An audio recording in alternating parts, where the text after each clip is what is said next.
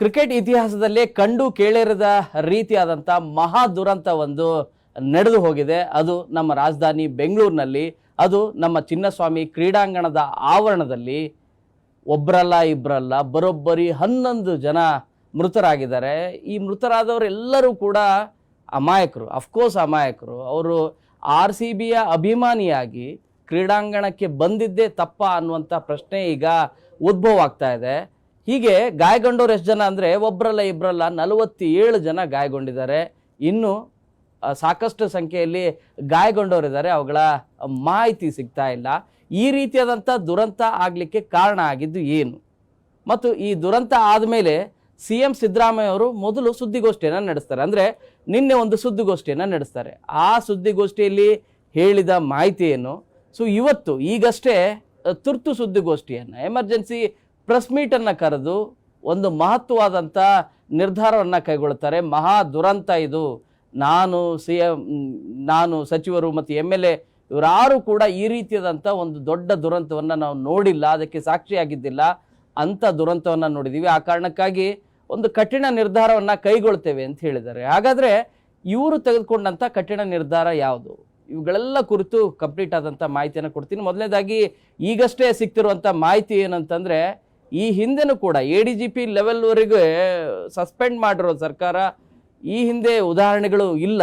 ಅದು ಏಕಕಾಲಕ್ಕೆ Bengaluru police commissioner Dayanand ಅವ್ರನ್ನೇ ಸಸ್ಪೆಂಡ್ ಮಾಡಿದ್ದಾರೆ. ಕೇವಲ ಅವರು ಮಾತ್ರ ಅಲ್ಲ, ನಿಮಗೆ ಕಬ್ಬನ್ ಪಾರ್ಕ್ ವ್ಯಾಪ್ತಿಯಲ್ಲಿ ಬರುವಂಥ ನಿಮಗೆ DCP ಇರ್ಬೋದು, ಇನ್ಸ್ಪೆಕ್ಟರ್ ಇರ್ಬೋದು, ಮತ್ತು ಹೆಚ್ಚುವರಿ ಪೊಲೀಸ್ ಆಯುಕ್ತರೇನಿದ್ದಾರೆ ಅವರನ್ನು ಕೂಡ ಸಸ್ಪೆಂಡ್ ಮಾಡುವಂಥ ಕಾರ್ಯವನ್ನು ಮಾಡಿದ್ದಾರೆ. ನಿಜವಾಗ್ಲೂ ಕೂಡ ಇದು ನಿನ್ನೆ ಪ್ರೆಸ್ ಮೀಟನ್ನು ನೋಡಿದವರಿಗೆ, CM ಸಿದ್ದರಾಮಯ್ಯ ಅವರು ನೀಡಿದಂಥ ಸ್ಟೇಟ್ಮೆಂಟ್ ನೋಡಿದವರಿಗೆ ಸೊ ಯಾವುದೇ ರೀತಿಯಾದ ತೊಂದರೆ ಆಗೋದಿಲ್ಲ. ನ್ಯಾಯಾಂಗ ತನಿಖೆಯನ್ನು ಮಾಡ್ತಾರೆ, 15 ದಿನದಲ್ಲಿ ರಿಪೋರ್ಟ್ ಬರುತ್ತೆ, ಬಂದಾದಮೇಲೆ ನಾವು ನಿರ್ಧಾರವನ್ನು ಕೈಗೊಳ್ತೇವೆ ಅಂತ ಹೇಳಿದಂಥ ಸಿದ್ದರಾಮಯ್ಯ ಅವರು ಇವತ್ತು ಕ್ಯಾಬಿನೆಟ್ನಲ್ಲಿ ತೆಗೆದುಕೊಂಡಂಥ ನಿರ್ಧಾರ, ಎಲ್ಲರೂ ಕೂಡ ಒಂದು ಫರ್ಮ್ ಡಿಸಿಷನನ್ನು ತೆಗೆದುಕೊಂಡಿದ್ದಾರೆ. ಒಂದೇ ದಿನಕ್ಕೆ ಏಕಕಾಲಕ್ಕೆ ಚೇಂಜ್ ಆಗಿದೆ. ಯಾಕೆ ಈ ರೀತಿಯಾದಂಥ ನಿರ್ಧಾರವನ್ನು ತೆಗೆದುಕೊಳ್ಬೇಕಾದಂಥ ಅನಿವಾರ್ಯತೆ ಸೃಷ್ಟಿ ಆಯ್ತಂದರೆ, ಅಫ್ಕೋರ್ಸ್ ಕೇವಲ ವಿಪಕ್ಷ ಮಾತ್ರ ಅಲ್ಲ, ವಿಪಕ್ಷ ಸಹಜವಾಗಿ ವಿರೋಧವನ್ನು ವ್ಯಕ್ತಪಡಿಸು, ಆದರೆ ಎಲ್ಲರೂ ಕೂಡ ವಿರೋಧವನ್ನು ವ್ಯಕ್ತಪಡಿಸ್ತಾ ಇದ್ರು. ಈ ಸಾವು ನ್ಯಾಯವೇ ಅಂಥೇಳಿ ಪ್ರಶ್ನೆಯನ್ನು ಮಾಡ್ತಾ ಇದ್ರು. ಆ ಕಾರಣಕ್ಕಾಗಿ ಸರ್ಕಾರ ಕೊನೆಗೂ ಎಚ್ಚೆತ್ತುಕೊಂಡಿದೆ, ಒಂದಷ್ಟು ಕಠಿಣ ನಿರ್ಧಾರಗಳನ್ನು ಕೈಗೊಂಡಿದೆ. ನಿಮಗೆ ಬೆಂಗಳೂರು ಪೊಲೀಸ್ ಕಮಿಷನರ್ ದಯಾನಂದ್ ಅವ್ರನ್ನು ಕೂಡ ಸಸ್ಪೆಂಡ್ ಮಾಡಿದ್ದಾರೆ. ಕೇವಲ ಇಷ್ಟು ಮಾತ್ರ ಅಲ್ಲ, ಕಬ್ಬನ್ ಪಾರ್ಕ್ ವ್ಯಾಪ್ತಿಯಲ್ಲಿ ಬರುವಂಥ ಪೊಲೀಸ್ ಸ್ಟೇಷನ್ನ ಇನ್ಸ್ಪೆಕ್ಟರ್, ನಿಮಗೆ ACP, DCP, ಅದರ ಜೊತೆಗೆ ಹೆಚ್ಚುವರಿ ಪೊಲೀಸ್ ಆಯುಕ್ತರನ್ನು ಕೂಡ ಅವರನ್ನು ಕೂಡ ಸಸ್ಪೆಂಡ್ ಮಾಡಿದ್ದಾರೆ. ಕೇವಲ ಇಷ್ಟು ಮಾತ್ರ ಮಾಡಿಲ್ಲ, ಈ ಆಯೋಜನೆ ಮಾಡಿದವರು ಯಾರಿದ್ದಾರೆ, RCB ಮತ್ತು ಆಯೋಜನೆ ಮಾಡಿದಂಥ ಒಂದು ಸಂಸ್ಥೆ ಇದೆ, ಅವರ ಜೊತೆಗೆ ಕರ್ನಾಟಕ ಸ್ಟೇಟ್ ಕ್ರಿಕೆಟ್ ಅಸೋಸಿಯೇಷನ್ ಏನಿದೆ, ಇವರ ಪಾತ್ರನೂ ಕೂಡ ಇದೆ. ಇವರನ್ನು ಕೂಡ ಬಂಧಿಸಿ, ಇವರನ್ನು ಕೂಡ ಎನ್ಕ್ವೈರಿ ಮಾಡಿ ಅಂಥೇಳಿ CM ಖಡಕ್ ಸೂಚನೆಯನ್ನು ನೀಡಿದ್ದಾರೆ. ಹಾಗಾದರೆ ಈ ರೀತಿಯಾದಂಥ ನಿರ್ಧಾರವನ್ನು ಬರಲಿಕ್ಕೆ, ಅದು ಒಂದೇ ದಿನದಲ್ಲಿ ಇದ್ದಕ್ಕಿದ್ದಂತೆ, ನಿನ್ನೆ ಪ್ರೆಸ್ ಮೀಟಲ್ಲೂ ಕೂಡ ನಾನು ಭಾಗಿಯಾಗಿದ್ದೆ, CM ಹೇಳಿದಂಥ ಹೇಳಿಕೆಗೂ ಇವತ್ತು ತೆಗೆದುಕೊಂಡಂಥ ನಿರ್ಧಾರಕ್ಕೂ ಬಹಳಷ್ಟು ವ್ಯತ್ಯಾಸ ಇದೆ. ನಿನ್ನೆ ಒಂದು ಅನಾಹುತ ಆಗೋಗಿದೆ, ಇದು ಆಕಸ್ಮಿಕವಾಗಿ ಆಗಿರೋದು ಅಂತ ಹೇಳಿಕೆಗಳನ್ನು ಇದೇ CM ಸಿದ್ದರಾಮಯ್ಯ ಅವರು ಹೇಳ್ತಾರೆ. ಇವತ್ತು ಮಹಾದುರಂತ ಆಗಿದೆ ಅಂತ ಹೇಳ್ತಾರೆ. ಅಂದರೆ ಕೊನೆಗೂ ಕೂಡ ಇವರಿಗೆ ತಮ್ಮ ತಪ್ಪಿನ ಅರಿವಾಗಿದೆ ಅಂಥೇಳಿ ಇಲ್ಲಿ ಭಾಳ ಮೇಲ್ನೋಟಕ್ಕೆ ಒಬ್ಬ ಜನಸಾಮಾನ್ಯರು ಕೂಡ ಹೇಳ್ತಾ ಇರೋದೇನೆಂದರೆ, ಸರ್ಕಾರ ನಿರ್ಲಕ್ಷ್ಯ ವಹಿಸಿದೆ. ಈ ನಿರ್ಲಕ್ಷ್ಯಕ್ಕೆ ಒಬ್ಬರಲ್ಲ ಇಬ್ಬರಲ್ಲ 11 ಜನ ಸಾವನ್ನಪ್ಪಿದ್ದಾರೆ.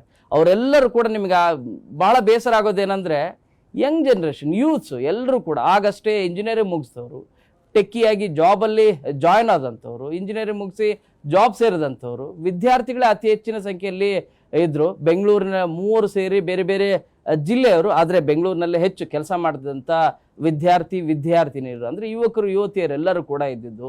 11 ಜನರ ಕುಟುಂಬದ ಪರಿಸ್ಥಿತಿ ಏನಾಗಿರ್ಬೋದು, ಆ ಪರಿಸ್ಥಿತಿ ನೋಡಿದ್ರೆ ನಿಜವಾಗ್ಲೂ ಕೂಡ ಅವರ ಕುಟುಂಬದ ಸದಸ್ಯರು RCBಯ ಅಭಿಮಾನಿ ಆಗೋತ್ತಪ್ಪ, ಒಬ್ಬ ಕ್ರೀಡಾಂಗಣಕ್ಕೆ ಬರೋತ್ತಪ್ಪ.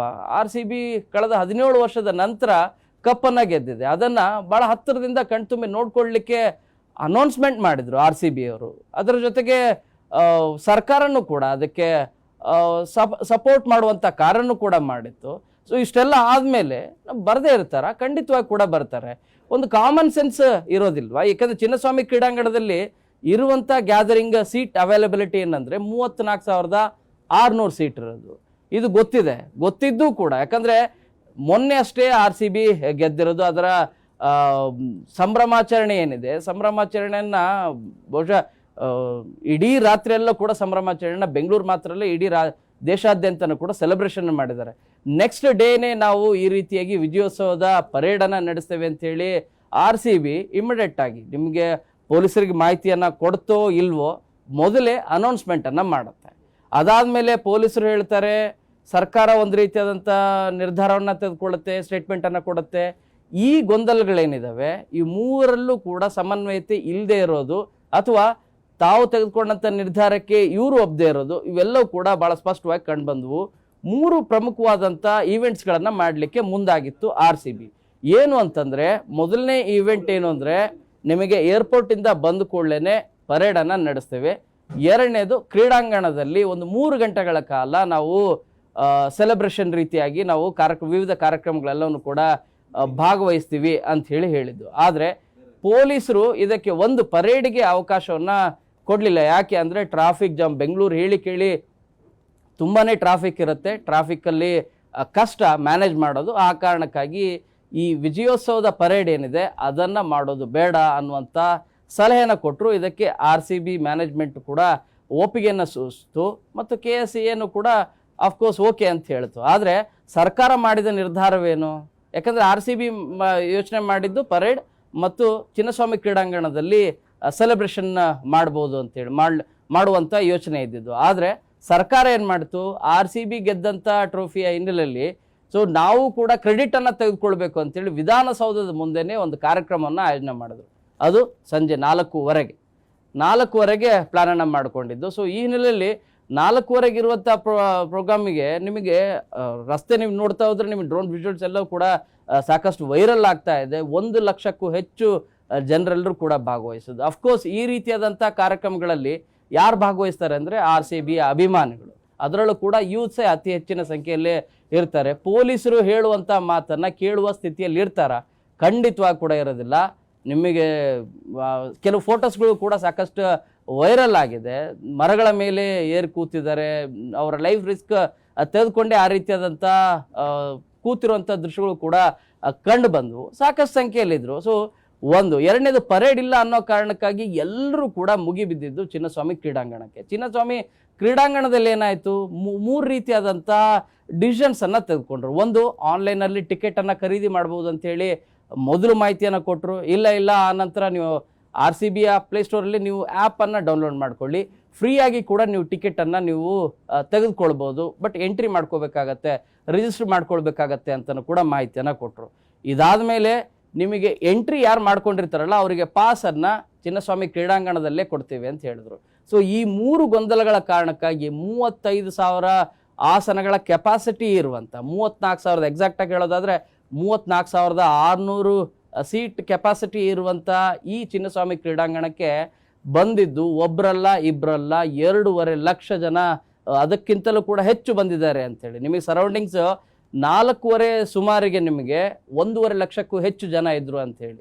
ಇಲ್ಲಿ ಆಗಿರುವಂಥ ತಪ್ಪುಗಳು ಯಾವುವು ಭಾಳ ಸ್ಪಷ್ಟವಾಗಿ ಮೇಲ್ನೋಟಕ್ಕೆ ನೋಡ್ತಾ ಹೋದರೆ ಕಂಡು ಬರೋದೇನೆಂದರೆ, ಒಂದು, ಸಹಜವಾಗಿ ಪರ್ಮಿಷನನ್ನು ನೆಕ್ಸ್ಟ್ ಡೇನೇ ಯಾಕೆ ಕೊಟ್ಟರು ಅಂಥೇಳಿ ಅವಸರ ಇದ್ದಿದ್ದು RCBಗೆ ಇದು ಭಾಳ ಸ್ಪಷ್ಟವಾಗಿ ಕಂಡುಬರುತ್ತೆ. ಯಾಕಂದರೆ ಎಲ್ಲ ಆಟಗಾರರು ಕಳೆದ ಒಂದು 45 ಡೇಸಿಂದ ನಿಮಗೆ ಕಂಟಿನ್ಯೂ ಸೀಸನ್ ಆಡ್ತಾನೆ ಬಂದಿದ್ರು. ಮಿಡ್ಲಲ್ಲಿ ಒಂದಷ್ಟು ಗ್ಯಾಪ್ ಇತ್ತು, ಯಾಕಂದರೆ ಭಾರತ ಪಾಕಿಸ್ತಾನ ಯುದ್ಧದ ಭೀತಿ ಹಿನ್ನೆಲೆಯಲ್ಲಿ. ಬಟ್ ಆದರೆ ಕಂಟಿನ್ಯೂ ಇರೋದ್ರಿಂದ ಎಲ್ಲ ಆಟಗಾರರು ತಮ್ಮ ತಮ್ಮ ಮನೆಗಳಿಗೆ, ಹೊರದೇಶಕ್ಕೆ ಹೋಗುವಂಥ ಆಟಗಾರರು ಏನಿದ್ರಲ್ಲ ಅವರೆಲ್ಲ ಹೋಗಬೇಕು ಅನ್ನೋ ಕಾರಣಕ್ಕಾಗಿ ನೆಕ್ಸ್ಟ್ ಡೇನೇ ನಾವು ಮಾಡಿಬಿಡೋಣ, ಮುಗಿಸ್ಬಿಡುತ್ತೆ ಈ ಪ್ರೋಗ್ರಾಮೇ ಮುಗಿಸ್ಬಿಡೋಣ ಅಂತ ಆ ರೀತಿಯಾದಂಥ ಯೋಚನೆಯನ್ನು ಮಾಡಿದ್ರು. ಆದರೆ ಇಲ್ಲಿ ನಿಮಗೆ ಪ್ರಿಕಾಷನ್ಸನ್ನು ತೆಗೆದುಕೊಳ್ಬೇಕಲ್ಲ, ಆಯೋಜನೆ ಮಾಡಬೇಕಲ್ಲ, ಅದಕ್ಕೆ ಅಟ್ಲೀಸ್ಟ್ 1 ದಿನ ಆದರೂ ಬೇಕಾಗತ್ತೆ. ಯೂಶಲಿ ಈ ಹಿಂದೆ ನಿಮಗೆ ಚಾಂಪಿಯನ್ಸ್ ಟ್ರೋಫಿ ಇರ್ಬೋದು ಅಥವಾ ವರ್ಲ್ಡ್ ಕಪ್ ಗೆದ್ದಾಗೂ ಕೂಡ ನೆಕ್ಸ್ಟ್ ಡೇ ಮಾಡಿದಂಥ ಉದಾಹರಣೆಗಳಿಲ್ಲ. ಟೈಮ್ ತಗೊಂಡು ನೀಟಾಗಿ ಆಯೋಜನೆಯನ್ನು ಮಾಡಿ ಪ್ರೋಗ್ರಾಮನ್ನು ಸೆಲೆಬ್ರೇಟ್ ಮಾಡುವಂಥ ಕಾರ್ಯವನ್ನು ಮಾಡಬೇಕು. ಆ ರೀತಿಯಾದಂಥ ಕಾರ್ಯವನ್ನು ಇಲ್ಲಿ ಮಾಡದೇ ಇರೋದು ಭಾಳ ಸ್ಪಷ್ಟವಾಗಿ ಕಂಡು ಬರುತ್ತೆ. ಆ ಕಾರಣಕ್ಕಾಗಿ ಕೇವಲ ಪೊಲೀಸರನ್ನ ಮಾತ್ರ ಸಸ್ಪೆಂಡ್ ಮಾಡಿರೋದಲ್ಲ, ಪೊಲೀಸ್ ಕಮಿಷನರ್ ಮಾತ್ರ ಸಸ್ಪೆಂಡ್ ಮಾಡಿರೋದಲ್ಲ, ಗುಪ್ತಚರ ಇಲಾಖೆಯ ವೈಫಲ್ಯನೂ ಕೂಡ, ಯಾಕಂದರೆ ಇಂಟೆಲಿಜೆನ್ಸ್ ಇನ್ಫಾರ್ಮೇಷನ್ನು ಕೂಡ ಕೊಟ್ಟಿಲ್ಲ ಅನ್ನೋದನ್ನ CM ಸಿದ್ದರಾಮಯ್ಯ ಅವರು ಒಪ್ಕೊಂಡಿದ್ದಾರೆ. ಇಷ್ಟೆಲ್ಲ ಸಸ್ಪೆಂಡ್ ಮಾಡಾದ ಮೇಲೆ ಬಹಳ ಸ್ಪಷ್ಟವಾಗಿ ಕಂಡು ಬರ್ತಾ ಇರೋದೇನೆಂದ್ರೆ ರಾಜ್ಯ ಸರ್ಕಾರ ತಾನು ಮಾಡಿದಂಥ ತಪ್ಪು, ತಾನು ಮಾಡಿದಂಥ ನಿರ್ಲಕ್ಷ್ಯಕ್ಕೆ ಈ ಎಲ್ಲ ಹೊಣೆ ಆಯಿತು. 11 ಜನ ಸಾವು ಅನುಭವಿಸ್ಬೇಕಾಯ್ತು, ಅವರ ಕುಟುಂಬದ ಸದಸ್ಯರೆಲ್ಲರೂ ಕೂಡ ದಾರುಣವಾದಂಥ ಪರಿಸ್ಥಿತಿಯನ್ನು ಎದುರಿಸಬೇಕಾಯ್ತು ಅನ್ನೋದು ಬಹಳ ಸ್ಪಷ್ಟವಾಗಿ ಕಂಡು ಬರುತ್ತೆ. ಯಾಕಂದರೆ ಈ ಸಾವು ನಿಜವಾಗ್ಲೂ ಕೂಡ ಆಗಬೇಕಾದಂಥ ಪರಿಸ್ಥಿತಿ ಇಲ್ಲ. ಯಾಕಂದರೆ RCB ಕಪ್ಪನ್ನು ಗೆದ್ದು ಬಂದಿದೆ, ಅದಾದಮೇಲೆ ಸರಿಯಾಗಿ ಆರ್ಗನೈಸ್ ಮಾಡಿದರೆ ಖಂಡಿತವಾಗಿ ಕೂಡ ಈ ಪರಿಸ್ಥಿತಿ ಬರ್ತಾ ಇದ್ದಿಲ್ಲ. ಇನ್ನು ನಿಮಗೆ ಚಿನ್ನಸ್ವಾಮಿ ಕ್ರೀಡಾಂಗಣದಲ್ಲಿ ಇರುವಂಥ ಎಲ್ಲ ಗೇಟ್ಗಳೆಲ್ಲ ವ್ಯವಸ್ಥೆ ಹೇಗಿದೆ ಅಂದರೆ, ಈ ಹಿಂದೆ ಕ್ರಿಕೆಟ್ ಮ್ಯಾಚ್ಗಳಾಗಿಲ್ವಾ?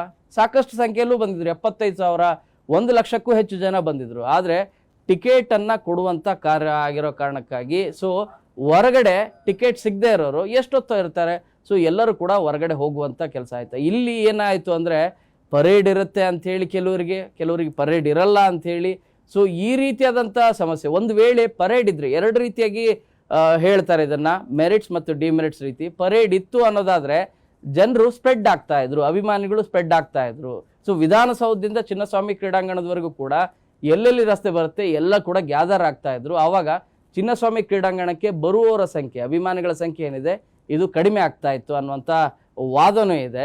ಇನ್ನೂ ಒಂದು ಬಹಳ ಪ್ರಮುಖವಾಗಿ ಈ ದುರಂತ ಆಗಲಿಕ್ಕೆ, ಕಾಲು ತುಳಿತ ಆಗಲಿಕ್ಕೆ ಬಹಳ ಪ್ರಮುಖವಾದಂಥ ಕಾರಣ ಏನಂದರೆ, 3 ಗೇಟ್ಗಳಲ್ಲಿ ಇರುವಂಥ ಎಂಟ್ರಿ ಏನಿದೆ ಭಾಳ ಚಿಕ್ಕದಿದೆ ಮತ್ತು ಅಟ್ ಎ ಟೈಮ್ ಬಿಟ್ಟಿದ್ದಾರೆ ಅಂಥೇಳಿ. ನಿಮಗೆ 3ವರೆಗೆ ಒಳಗಡೆ ಎಂಟ್ರಿ ಮಾಡಲಿಕ್ಕೆ ಬಿಟ್ಟರು. ಆ ಟೈಮಲ್ಲಿ ನಿಮಗೆ 1ವರೆಯಿಂದನೇ ಬರುವ ಸಂಖ್ಯೆ ಏನಿತ್ತು ಅತಿ ಹೆಚ್ಚಿನ ಸಂಖ್ಯೆಯಲ್ಲಿ ಫ್ಲೋ ಬರ್ತಾ ಇತ್ತು.